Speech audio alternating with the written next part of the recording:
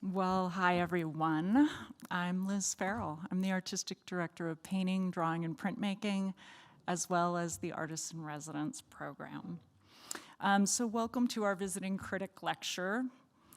I want to welcome our virtual participants watching tonight as well as our Board of Trustees and National Council. Thank you for your support.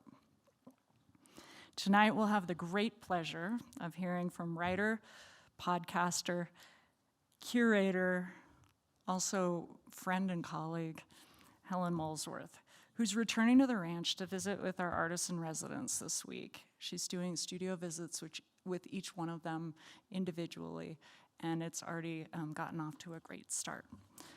Before we begin, I'd like to ask you to please silence your cell phones. And for our land acknowledgement, Anderson Ranch acknowledges that our campus resides on the traditional ancestral territory of the Ute people, who've called the Roaring Fork Valley and beyond home for over 800 years. Through our mission to promote a wide range of arts, cultures, and voices, we commit to partner with and honor the indigenous ancestors and residents of this sacred land, where we learn, work, and create. Helen Molesworth is based in Los Angeles and Provincetown. In 2023, Phaidon published Open Questions, 30 Years of Writing About Art, an anthology of her essays. Her podcasts include Death of an Artist, a 6-part podcast about the intertwined fates of Carl Andre and Anna Mendieta, and the inaugural season of Recording Artists with the Getty. She's also the host of Dialogues, a podcast that features interviews with artists, writers, fashion designers, and filmmakers, hosted by the David Zwirner Gallery. Her major museum exhibitions include One Day at a Time, Manny, Farber, and Termite Art, Leap Before You Look, Black Mountain College, 1933 to 1957, Dance Draw, This Will Have Been, Art, Love, and Politics in the 1980s, Part Object, Part Sculpture, and Work Ethic. She has organized one-person exhibitions of Ruth Asawa, Moyra Davey, Noah Davis, Raoul De Keyser, Louise Lawler, Steve Locke, Maria Maiolino, Josiah McElheny, Kerry James Marshall, Opie, Amy Sillman, and Luc Tuymans. She's the author of numerous catalog essays, and her writing has appeared in Artforum, Art Journal, Documents, and October. So, without further ado, please join me in welcoming Helen.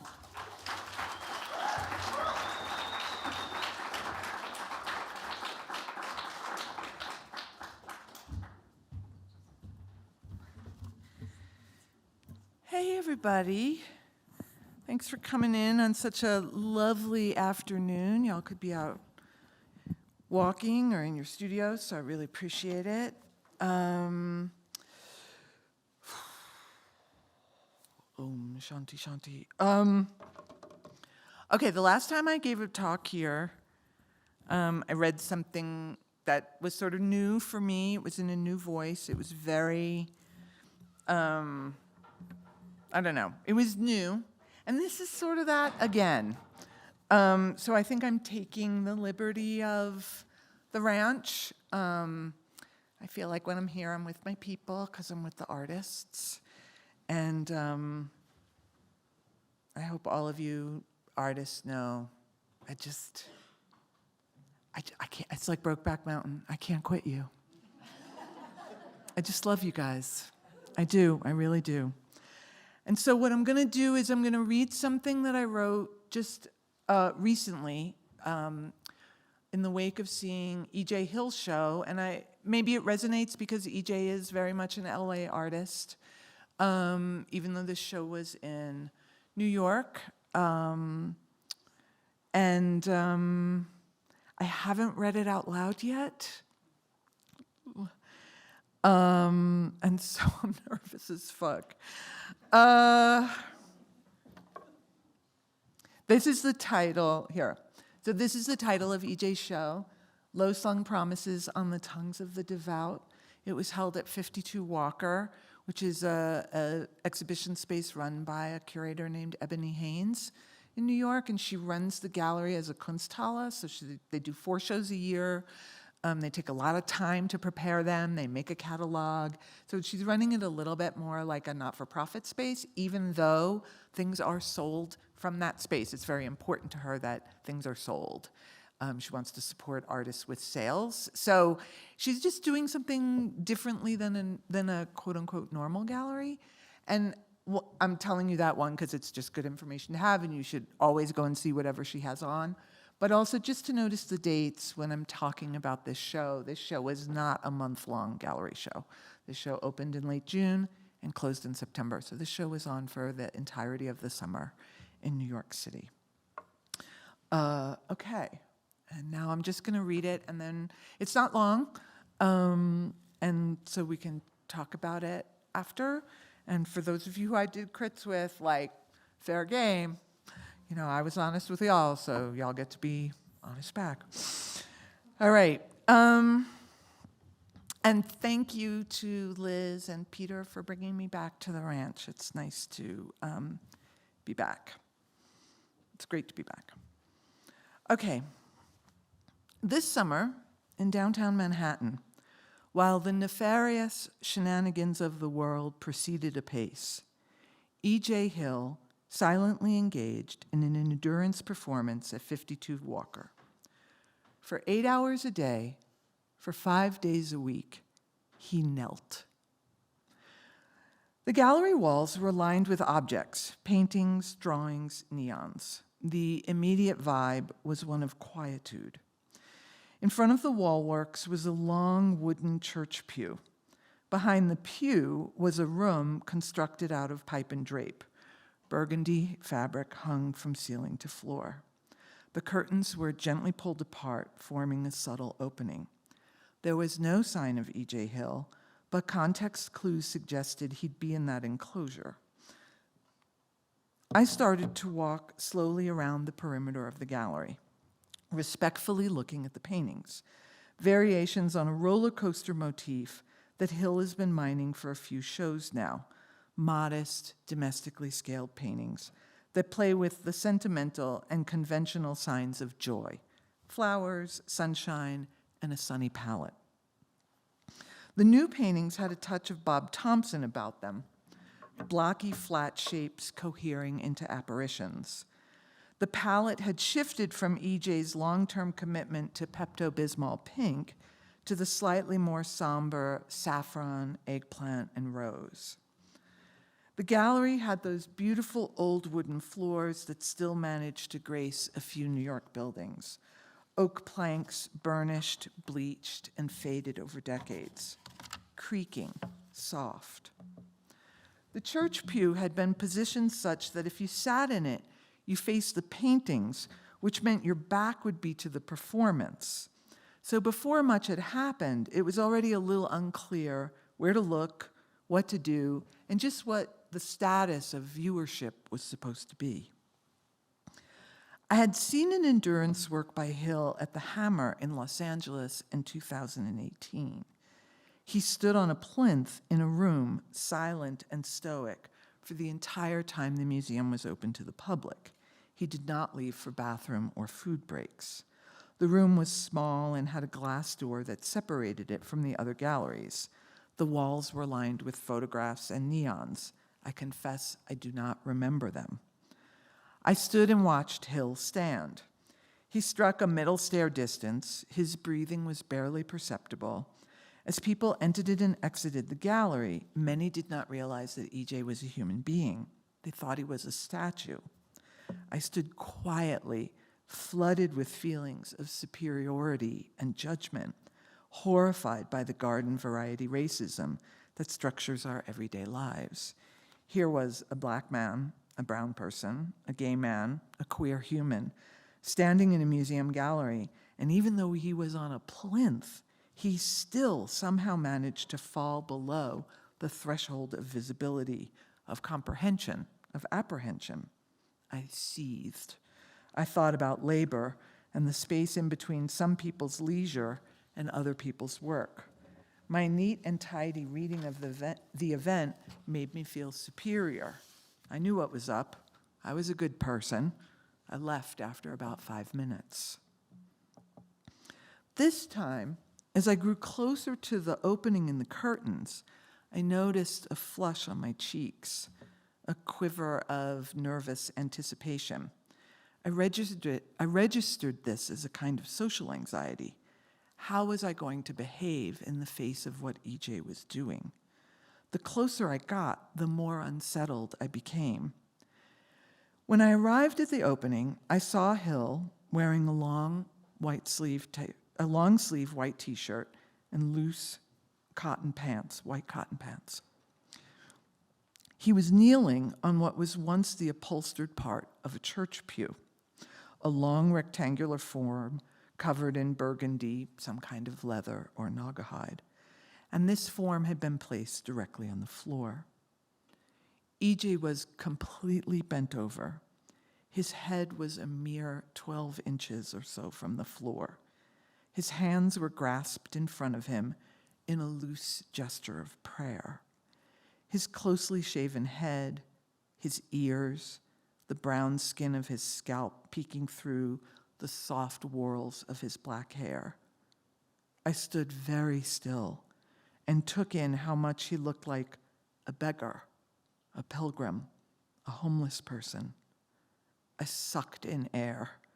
My feet felt as if they had grown roots through the floor, down into the ground beneath the building. Just staring at him felt very wrong. Walking away from him felt very wrong. The heaviness in my heart was physically palpable. I knew when I turned back to look at the paintings, this energy would remain. I could not get over the beauty of his clasped hands. But I did turn away, and I did continue walking. And as I did so, I made the judgments I am used to making. This painting is better than that one. The framed works made with the 8 strips of upholstery, each of which looked like the fragment of a pew that Hill had been kneeling on, reminded me too much of Theaster Gates. Turning the corner, I realized there was an opening into the makeshift room where Hill was kneeling. I slowed my pace. I needed to delay the inevitable. My stomach was tensing. I admonished myself, get it together. Be a witness. You came here to see this. When I entered the enclosure, Hill's position had changed. He was upright, back straight, shoulders back, hands lightly grazing his outer thighs, the full weight of his body on his 2 knees and his shins. There was another church pew. It was facing in the same direction as the pew in the outer gallery. Long, beautiful, severe, unadorned. I slid in, immediately aware of my sit bones, bone on wood. The artist had provided choices. You could sit in this pew and stare at his back, or you could sit in the other pew with your back to him and stare at his paintings. What penance was being so rigorously staged? The ego's need for attention, the desire to make beautiful things, the relentless demand for recognition, the sublimation of the ugly into the beautiful. Tears started to form in my eyes. It was a kind of crying my therapist and I have discussed. I don't really register a feeling per se. Rather, they are an indication of a kind of excess, a leaking that betrays my more comfortable position of well-honed imperviousness and denial.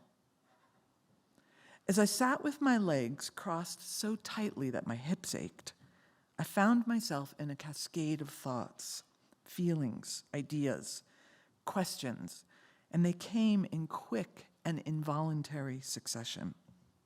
The quiet of the room was in sharp distinction to the unquiet of my mind. What follows is my attempt to transcribe my inner monologue, without too much of the rigorous surveillance my position as writer can sometimes entail. It's not quite stream of consciousness. I've always found that mode very confusing. I'm too self-critical and judgy, too guarded and way too worried about what others think of me for something so straightforward. Failure seems imminent when it comes to stream of consciousness. But the quest for authenticity, or the kind of authenticity that I think comes from stream of consciousness, really goes against my highly defended nature. How exactly does one navigate this much vulnerability in public? So the cascade began with me thinking about aesthetics. I was a curator thinking about sightlines and formal decisions about placement. I was a critic making distinctions between individual works of art. I was an art historian placing Hill's work in a historical trajectory. I was thinking about Walter Benjamin teaching us that there is no culture without barbarism. I was thinking about how E.J. Hill makes paintings of flowers and how when we turn towards the beautiful, we tend to turn away from the ugly. I was thinking about the long marriage of art and religion, about how art making is both a compulsion and a form of knowledge. I was thinking about how we get paid, about how we are always selling our time on the open market. I thought about the artist Andrea Fraser's video, Untitled, where she filmed herself having sex with a collector for money. My ass was starting to hurt. I had a deep childhood memory. Elementary school, sitting outside the principal's office, the nurse's office, next to a boy who wasn't in my class. He told me that his mother made him kneel on rice when he was bad. I did not tell him that my father whipped me with a belt even when I wasn't bad. I thought about how much the rice must have hurt. I thought about how crazed his mother must have been. I wondered if she was a sadist. I wonder how it all turned out for that boy. Was he able to find love? Was he able to recover? Was he able to forgive his mother and to understand her with grace? Hill was wearing a thick pair of black socks. As he knelt, he moved his toes from being flat on the floor to being tucked underneath his feet. I realized he was wearing the socks to protect the delicate skin on the top of his feet. I started to weep. Lamb of God, you take away the sins of the world. EJ, it doesn't have to be this hard. I wanted to say it out loud. EJ, it doesn't have to be this hard. I thought about the starving and maimed and murdered children of Gaza. I thought about how we are not allowed to talk about Palestine. Paralysis. I wanted to walk around and sit on the floor in front of him and beseech him to stop. I wanted to gather him in my arms and offer to bathe his aching shins and feet in an act of supplication. Why didn't I? Abu Ghraib, Sikat. At some point, he bent over again. He moved at a glacial pace. I realized he was trying to alleviate the pressure on his legs with minute gestures. He began to cry. I felt like I couldn't breathe. As I started tapping the space underneath my clavicle to steady myself, he began to slowly and gingerly rise back up. I watched the folds of his shirt move along his back as he steadied both his breath and himself. He exhaled deeply. My nose was stuffed with snot. I thought about Diana Nyad, swimming from Cuba to Key West, her eyes swollen shut from jellyfish stings, while her trainer, Bonnie Stoll, fed her peanut butter as she swam. I thought about my aunt, a cloistered nun whose monastery rituals involved perpetual adoration and novices that lay prostrate on the floor in the shape of a crucifix. I thought about my best friend taking his own life because he could not figure out how to live without running afoul of his principles. I realized how much I hoped that the energy of my body in the space might help EJ. I felt totally complicit in watching him do something I desperately wanted him to stop. Once more, he folded over. Once more he rose. Each time I experienced the profundity of the gap between oneself and others, between me and EJ. There is no stopping someone from doing what they feel compelled to do. There is only groping around in the wilderness of oneself for the grace to accept them as they are. Lamb of God, you take away the sins of the world. The gallery attendant gently touched my shoulder. The gallery was closing. I had to leave. Like when you must leave someone you love in the hospital. Like when the wake is over. Like when they put the coffin in the ground. Because everything ends. Hill was upright. Exiting meant passing the opening in the curtains. It meant seeing him face to face. Leaving meant a reckoning. Leaving meant he got to stop kneeling for the day. When I first saw him, it was as if he was in a trance. His eyes were limpid, far away, flooded with tears. His gaze beatific, ecstasy, agony. When he recognized me, he covered his face and began to sob. I bowed from the hip, my face almost touching my knees. When I had the courage to rise, we looked at each other. Through the pain and the sorrow and the starvation and the murder and the lies and the disregard and the inescapable tragedy of being human. He mouthed the words, "Thank you." I covered my heart with my hands and clumsily uttered, "My whole heart." And I haven't felt the same since. Thank you.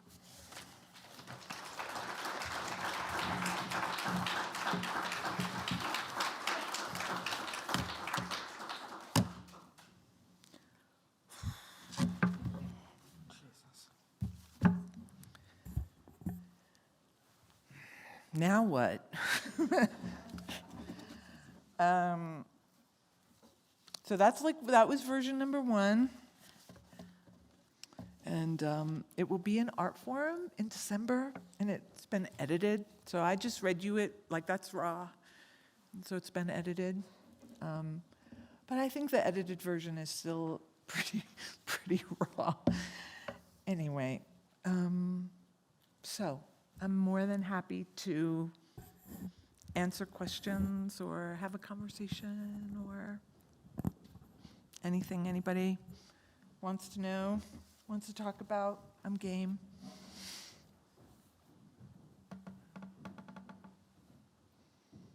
Helen, it obviously kind of, I mean, there's a thing that happens when the human body's in a gallery for a duration like that.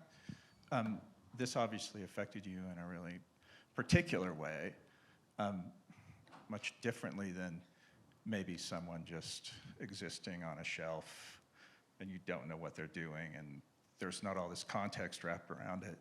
Do you, like, what do you think about the sculpture, the pews and the curtains and things really also put you in this kind of ecstatic or penitent kind of thing? Like, I don't know what I'm really asking so much as pointing it out that there's so many different ways to do it. Yeah. You know, I guess like you're having a lot of these different thoughts and they go to this kind of very, the artist takes you to a very religious kind of set of conditions. Yeah. Anyway, how do you... I mean, it's funny, the last time I stood on this stage, I read the first essay I'd ever written from an explicitly lesbian point of view, and this is obviously the first thing I've ever read and written from like an explicitly Catholic point of view. I was, you know, I'm raised in a family that had a very intense relationship to Catholicism. I have never tried to negotiate that before in my quote-unquote professional life. You know, I've always just tried to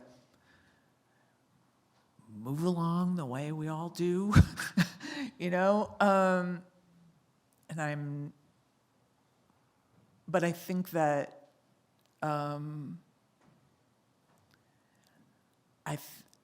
it just felt to me undeniable, like, that I ended up so in love with art and artists, and to be raised in the Catholic Church is to be raised in an image machine. It's to be raised in a performance machine. And it's also to be raised in a magic machine. You know, for those of you who haven't been raised Catholic, you know, there's something called transubstantiation, when the priest, you know, it's the central act of the Mass is that the communion wafer is blessed in such a way that it becomes the body of Christ. And the altar boy rings the bell, and this thing that was a wafer is now the body of Christ. Like, that's the ready-made.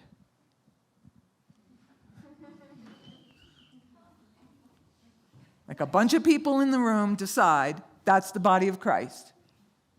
And a bunch of people in a room decide that a urinal on a plinth could be a sculpture. Like, so that this sense of like coming together, of having faith, of having belief. And that I believe in artists. And I believe in this thing that we do together called art. My church is a museum. And there was just something about EJ's, and I'm calling him EJ, you know, EJ and I are friends. I've put him in a show, so I have this familiarity with him. It's hard for me to call him Hill.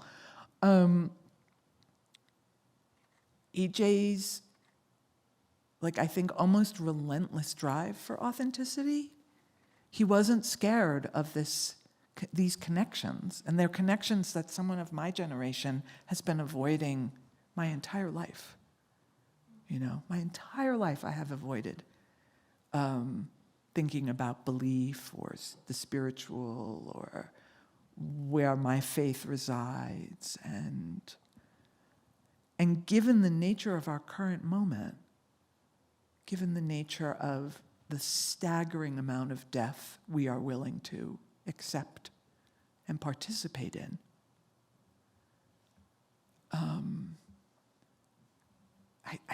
I was so in awe of EJ's capacity to go there, and to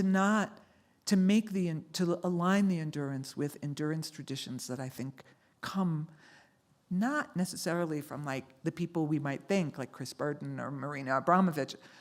Those traditions come out of religious pilgrimages. Like, you know what I mean? Those traditions come out of religious traditions. And we've been so good at holding all of that at bay. And I thought, well, what would it mean if I tried to lean into some of that and what it evoked for me. Yeah, so I mean, you didn't really have a question. I don't know if that's an answer. Do you know what I mean? Like, but it's just partly trying to, yeah. Yeah. That's kind of what I wanted to know, because, yeah, you know, I always think my tradition's more severe. Yeah.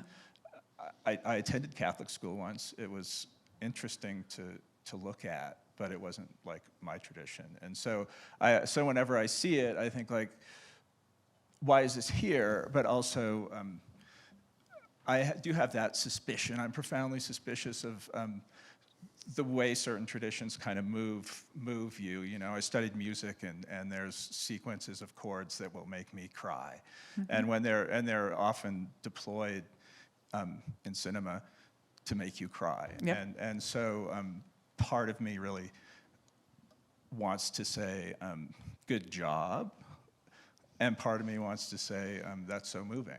Right. But I'm always in the middle of that. It sounds like you are too, in a way. Well, I think I have been, and I think I just decided. I mean, one of the things I've tried to do in this phase of my life is not write.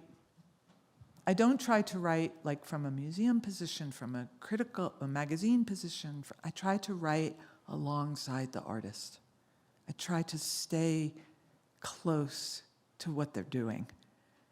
and to be as transparent as I can about that. And in doing so, I have felt, as I feel now, incredibly vulnerable. And I think trying to match some of the vulnerability of certain artists' offerings has been just an important thing that I'm experimenting with about what it is that we're doing. Yeah, there's another, yeah. So good job. Exactly. Gold star for me. One part of this that I'm interested in is from the artist's perspective of that vulnerability and the kind of need for belief in what he's doing, and then also how that's related to his experience with you as the audience, and like how that feeds into one another, because I know that you're not always like confident when you're either presenting your work or performing, and like believing in what you're doing and having someone receive it. So that was kind of like the crux of it, of the story for me, that felt really like this connection that's almost hard to put into words, but you're like describing around it kind of what happened. Yeah. So I'd like to hear more about that. That's beautiful. Thank you. I was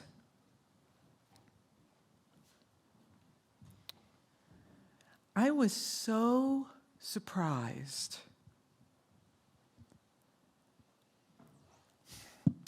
I wish I had a better word than surprise.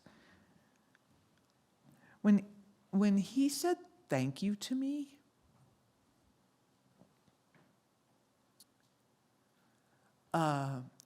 I felt shattered by it. I just felt overwhelmed with shame. Overwhelmed that he was doing something so difficult, and that he would thank me. Felt very shaming, because there was a moment sitting there when I really did think, I thought, like, this is about how murderous we are as a people. And that in the face of how murderous we are as a people, EJ decided to do this, which is an act of penance. I could only see it from, I think, from like something very atavistically deep in me. That one of the things one does when one prays is one sometimes prays for forgiveness. Lamb of God, you take away the sins of the world. That is part of what prayer is. And it was hard for me not to, because I have this aunt who was a cloistered nun. She passed away several years ago. Perpetual adoration in her monastery meant that one of the nuns was always praying. One of the nuns was always in the chapel 24 hours a day, 365 days a year. There is a nun in Lufkin, Texas, praying for you.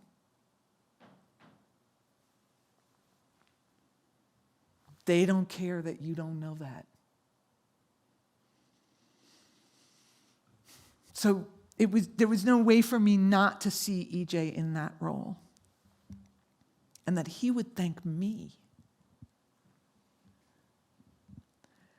But then I thought about, I think something that your comment and question opens onto, which, what did he need? Where was his? There wasn't victory in the thank you. There wasn't superiority. There wasn't power. There was a registration of gratitude. And I had to figure out, as I think we all probably have to figure out, how to accept that. It's one thing to give gratitude. It's another thing to be able to accept it. And to accept it means also to be open and to be vulnerable. And so not only had his work created the situation where I felt utterly unzipped, I felt so vulnerable. I don't normally, weep in art galleries. But then the graciousness of his gratitude was like yet another offering for me to be even then more vulnerable than I had already been. That to me felt just like, I don't know, that he needed me and I needed him. And in that moment, and this is something I quote all the time, my friend Greg Bordowitz, who was a very important AIDS activist in the 80s and 90s. Greg used to say, the only politics are the politics in the room. The only politics we have right now are the politics we have right here and now. So the only politics EJ and I had in that moment was our engagement. And EJ was prepared to continue the engagement of open vulnerability after already giving so much. And that, to me, that's love. And there I'm right back to a Catholic thing. God is love. If God is anything, love, because love is infinite. If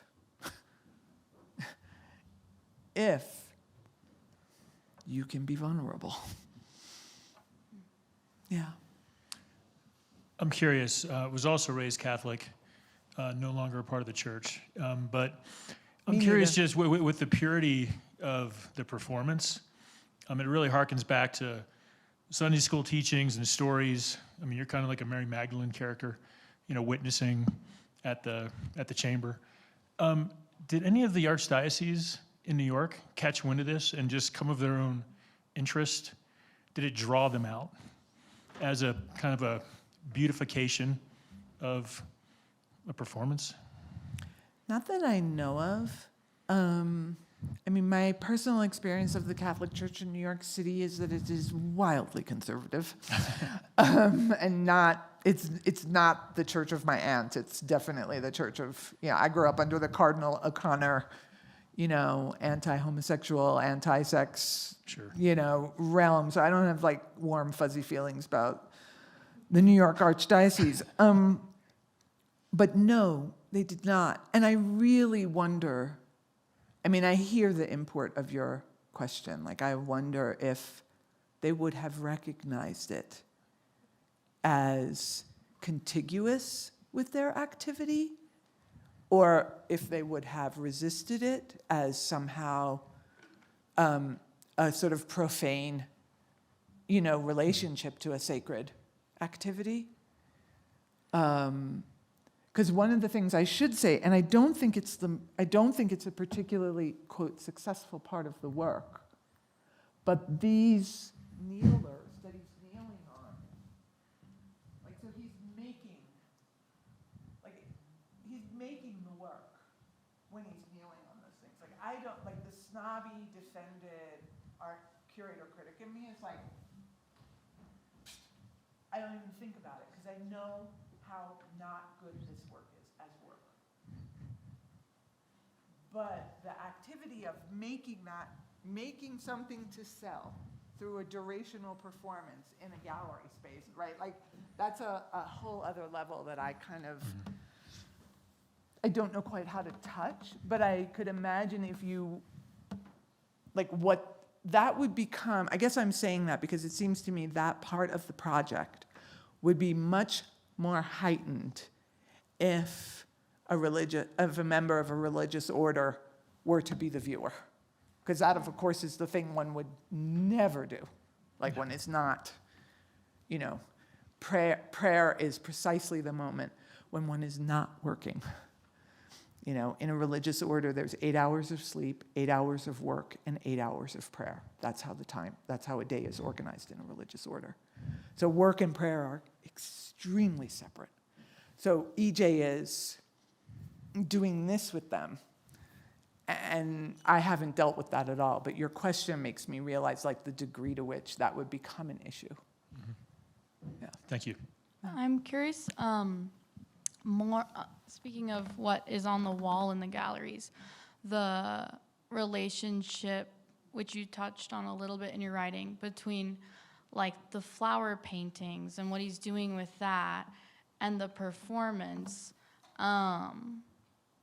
Yeah, it like almost feels disconnected, but I like what you were saying in your writing about connecting those two things to like having to pick a camp, choosing beauty or choosing kind of a brutal reality. But I wanted to hear more about what you thought about these paintings and like if they spoke well to the performance and what they were saying with that. So it's a good question, and it's a really hard question. I'm not necessarily sure I know how to answer it. My experience of these I've been following EJ's work. I've been watching him develop this kind of flower motif. There's also a motif of roller coasters that he uses. And I've been watching him try through the pandemic, through basically it's like he's Trayvon Martin generation, so he's like very much trying to understand himself. Like what does it mean for him to be a Black queer man in public? And how does he navigate the fear, the terror, the ambivalence, the racism? Like how does he deal with that? And still have joy. How do you have joy? And so he's leaned into these it's almost like kitsch, like signifiers of joy, like roller coaster, flowers, neon, this kind of lightness. And I love them, and they're joyful, and you have them, and they're not unlike, like I've seen them in people's houses and in galleries. They're not unlike when you put a vase of flowers in a special place to zhuzh up the room. Whether you're zhuzhing it up for your lover or the party or, or just yourself. That gesture that I think is a very daily gesture. It's a very quotidian gesture. Mrs. Dalloway, she picks the flowers herself. There's a whole tradition of thinking about, women's aesthetic activities, gay male aesthetic activities that used to have to be kept under wraps, the flower, the decorator, the flower arranger. And so EJ, the efflorescence of this into proper Chelsea, downtown LA painting, But then I think, how do we, any of us, navigate as we have been asked to do in very, very crucial ways for the last, let's just say the last two, we could start with Ukraine, that'll give us 3. We can start with Gaza, and that's 2. But 2 years of, if you think about it, what do you do? And how many of us, in a daily way, decided we couldn't think about it, and that we wouldn't think about it, and that we would not be allowed to think about it. And I think the awkwardness, because I find the physical setup quite awkward, that you don't get to have both in this show. You cannot look at the work and the performance simultaneously. You can't get to have both. And that the pews are lined up. The pews are in the same order. You either look at EJ's back or you look at those paintings. So you still are facing forward, right? You, the viewer, are still being asked to think, to contemplate, to reflect, to have some kind of experience. And either one of the experiences, whether you're looking at a really nice flower painting and you're thinking whether or not it might look really nice in your living room, and trust me, it will. It does. Or you're looking at another human being doing something outrageous with some gesture toward faith, whether it's faith in God or faith in art or faith in you, the viewer, or faith in him, the artist, that he could do it. Like that either of those experiences, which are really different experiences, that I think what EJ was asking was like, can you hold them simultaneously in yourself? Are we big enough? Are we expansive enough? Are we expansive enough? And if we're not, how do you get to that expansion? And if you think you are, can you expand more?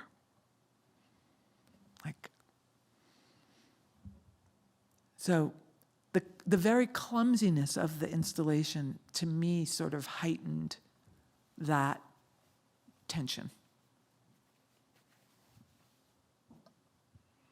Helen, you said the word performance, but when you were when you were reading out loud, I kept going to that word and thinking, this isn't a performance. This is something different or more, or these actions are, have a meaning that is, so in present time, it was just you and him in the room. How do you feel about that sort of description, or do you put it in the category of performance art, and does that matter to you? And how would he do that? Would he call that a performance? Well, I can't speak for EJ. I don't know what he calls it.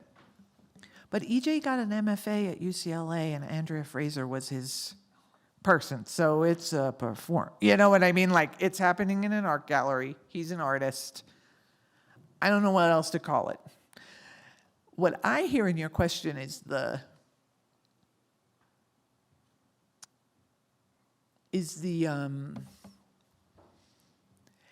what I hear is like my initial resistance to thinking that what happened in church was a performance. But what happened in church was a performance. Right? And I think many of us who are not in the church, one of the reasons we're not in the church, if I may be so bold as to suggest my experience may be shared in the room, is because the performance of what was going on was really different from like what they said they were. Like, they said one set of things, and they sure acted another set of things. And if you happen to be, not on the right side of the tracks of that, you were going to feel abandoned. You were going to feel the kind of hypocrisy that we sometimes associate with performance. So I think performance just has there's performance in an art context, and then there's performance in the spectacular rituals of the Catholic Church, which, even now I feel like a little guilty calling them performance, but I kind of like, if guys wear robes and walk around with smoke coming, incense, like it's it's the OG experience, it's been around quite some time. It's pretty perfected, and it's meant to seduce, and it works. Yeah.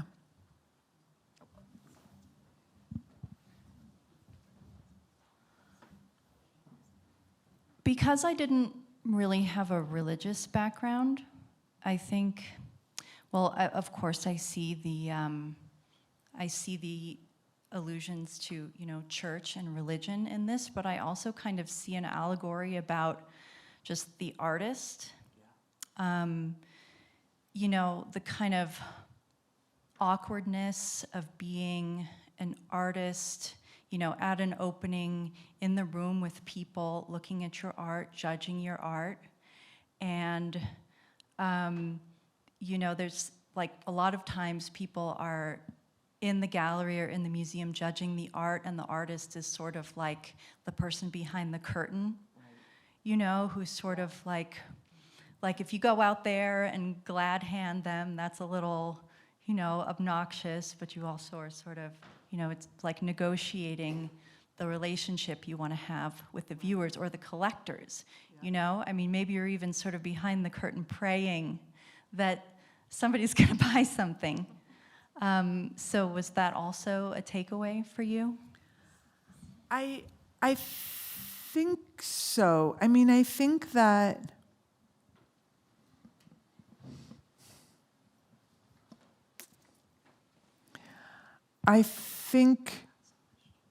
right now, any artist who makes anything and puts it in a room to be looked at under the current conditions we live in, that's wild to me, to put anything out into the world right now.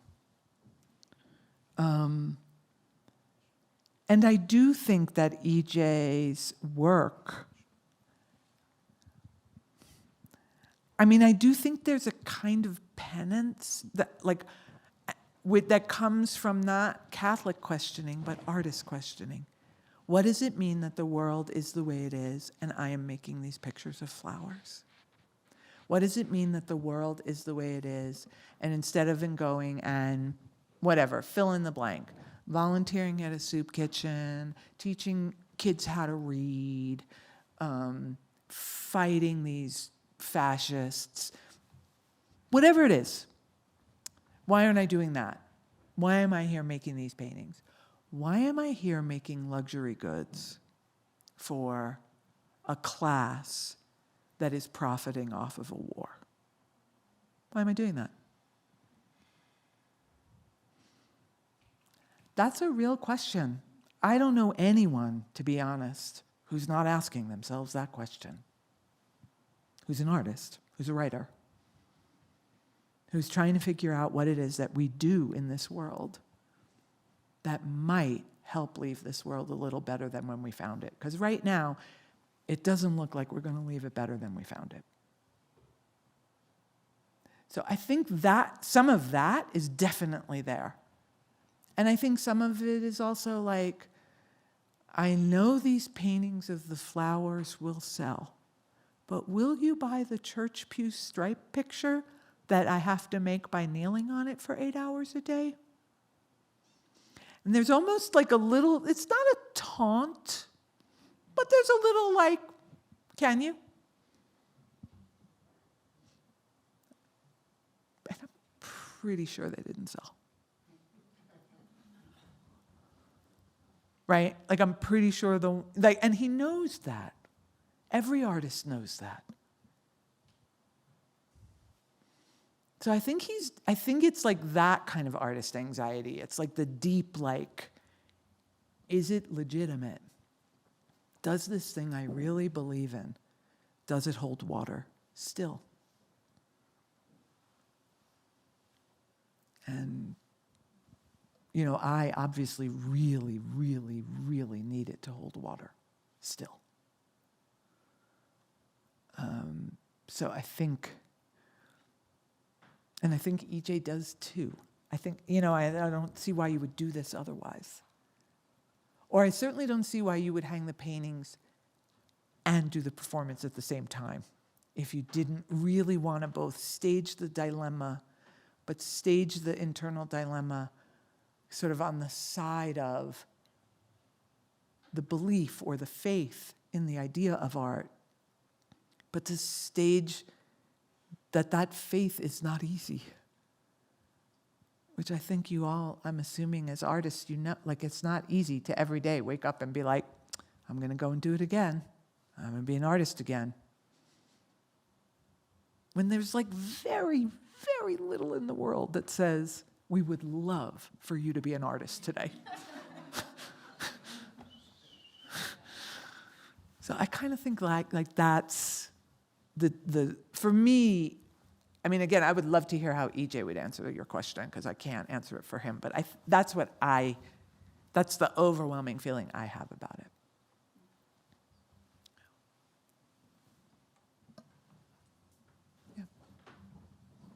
Sorry, I'm trying to get out from, there's this crazy light that means I can't see any of you. Yeah. Hi. Hi. I thought your presentation and your writing and the honesty that you presented yourself and the honesty in which he presented himself, you know, kneeling in the humble position, walking in, you see his back, and seeing that he's a Black man, young man, and you walking in very much a white woman, and the identities that we all have, that I thought that you presented that in a way that I thought was incredibly gracious and so honest. And I thought that even talking about perhaps what his life had been as a child, perhaps what your life had been as a child, and how God or whatever goodness in the world that you saw, and you saw in him by this putting himself on his knees, which as an artist is something we don't tend to do. You know, it's as though I feel like as a person, I'm divided. And I think you get your professional and your work your selfness and your work very well integrated. I thought it was remarkable to listen to it. But I feel like for me, what I try to do is that I try to make so that I don't see the distinctions between all the different identities in the world. This is in my love beam up me. I don't see them. I'm so tired of being invisible as a woman, and I'm so tired of having to look at other people as though they could disappear. And trying not to see the difference between them disappearing because they're of color or they're a different nationality, that in the private moments of my life, I try not to see any distinctions. And yet, an artist, you have to see distinctions because you have to present yourself who you are. And I think there's something about you as a writer that's pulling out. You chose this show to write. You could write about it honestly on the specificness of your identity that brings you out as an artist and him as an artist. And yet there's this big stretch of love and everything that we're all combating, which is something that almost doesn't make art, but you managed to bring it in a way I thought was wonderful. Thank you, I appreciate that. Thank you. I mean, I think the thing about identity, you know, and being human, like here it is, white, middle-aged, menopausal, lesbian, very ambiguously classed, New Yorker. I can't step out of any of that. And what I'm after in a museum, in an encounter with an artist in their studio, is exactly to be out of it. So it seems to me like that to me feels like the dilemma. I mean, not to be grandiose, but it's sort of the dilemma of the moment. Can you hold the difference and the universality at one and the same time? And I think as white people, we have been taught that we're invisible and universal. So we are always being like, but I want universality. But it ain't like that. That's a myth. We've been taught a myth. And it is only us who can undo that myth for ourselves. That is not the task of people of color. That is our work. That is our work to do. To figure out the ways in which we are absolutely marked. And by being marked, we are general and specific at the same time. I am like every other middle-aged, menopausal, lesbian woman you have ever fucking met. And I am the most radical individual bitch you will ever encounter. Like, so like that, but that's real. And without white people copping to that complexity, without us copping to how much we want to be universal,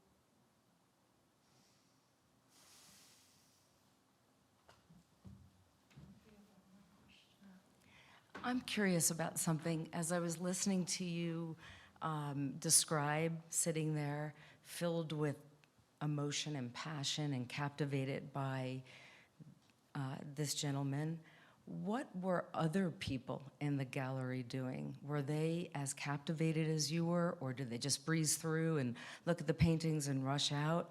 Was it, did it encompass the feelings of all the people that were there? There was a lot of breathing through. There was a lot of breathing through. I sat in the pew in the room with EJ for a very long time. But I sat in the pew with EJ for a very long time because I was overwhelmed with shame. I didn't know how to leave. And I was very aware, maybe back to the other question about the anxiety of the artist, that even if you kneel for 8 hours a day, 5 days a week, for 2.5 months, people still see your show in about 2.5 minutes. And that also was like, I can't leave. Like, and that's both shame, but also narcissism. Well, I can't leave. I mean, if I leave, then it means something. So I gotta stay, because I'm Helen Molesworth. You know what I mean? So like all of a sudden, I'm having to negotiate some of my own white lady shit. Like what is it, like why does my staying make it any easier for EJ to kneel on that thing? I don't think it did. But I really, really wanted to believe that it did. Because I wanted to be special and not like the other white people running in and out of the gallery doing what I do on most days so that I can say I saw it. So at a professional level, I can say at the next dinner party, oh yeah, I saw that. Did I think about it? Did I look at it? But I saw it. Being efficient, chop chop. Boss lady, got work to do. Right? So yeah, I think a lot of people came in and out. And I shared this text with friends and begged everyone I knew in New York to go and see the show. And many people called me and were like, dude, I read your piece and like, I did not sit in the room with each, like people were just like, I don't even know. You know, people were like, I didn't think the paintings were that good, so I didn't stay for the performance. As if one, do you know what I mean? Every choice, it seemed to me, that you made as a viewer in that encounter had like a kind of exponential charge on it. You know, it wasn't like, did you see the new Richter paintings at, David Zwirner? Do you know what I mean? Like, they're fine, everything's fine. But every choice, like, did you like the paintings or not like the paintings? Did you like the performance or not like the performance? Did you have an encounter with the performance or did you have an encounter with the work? All of that felt like it had a kind of flinty spark about it. And that was very interesting to me. That being a viewer was not a benign situation. And I had to work very hard, if I'm being honest, to not judge the people who were coming in and out on the fly. I had to remind myself several times how quickly I move through some art shows. How quickly I form an opinion, and how quickly I'm in and out. In a show that maybe took an artist 2 years to make. I had to really kind of walk myself back from my self-righteous, I'm really having the best E.J. Hill experience. I had to really be like, girl, you are here on your own trip. I'm here on my own trip.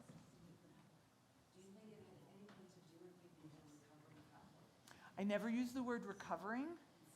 That implies that implies an end point. Yes, I mean I was not raised in the church. My parents abandoned the church. My grandmother and my aunt were very much in the church. Yes, I don't think I could have I come from people.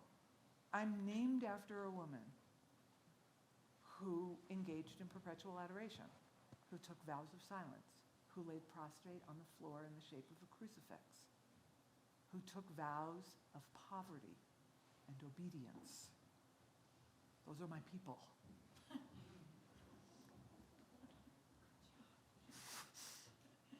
You can't, I've been walking away from that my whole adult life. Because who wants to deal with that?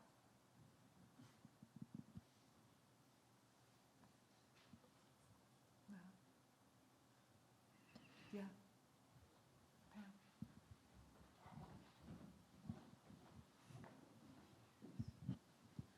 Pam. Thank you so much. I'm sitting here rather overwhelmed with the generosity of EJ for giving those who attend a new context in order to look at this dilemma. And I think the way we've anesthetized ourselves to try to, cope, bringing it into a white cube is really a generous act to sort of stop us and give us that chance to see again what we've numbed ourselves to in such a different context. I agree. I mean, I think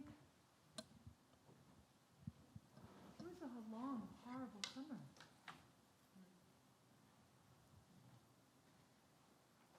And I feel, and there were days when I would think, EJ is kneeling for all of us right now. All of us who've got to go to the next Zoom meeting. All of us who just took another gig so I could make a little more money, line that bank account. Don't know what's going to happen. All the things. All the I can't listen to it today. I won't read it today. All the refusal. And every once in a while I would think, but there's EJ. EJ's out there holding it down. And for millennia, people believed that would work. And people still do believe that it works. And one of the reasons we're in the problems that we got is because the people who believe in that shit and the people who don't have stopped talking and listening to each other. We have very little capacity. We live a secular, most of us, I would imagine in this room, live a pretty secular life. And in that secularness, who knows what we lost? I know what we gained. I know what I gained. But I'm not sure what I lost.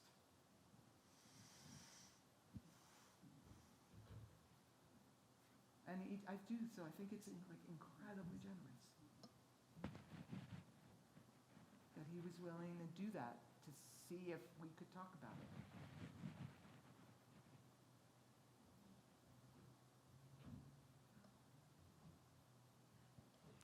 Thank you, Helen. Thank you guys so much. Thank you.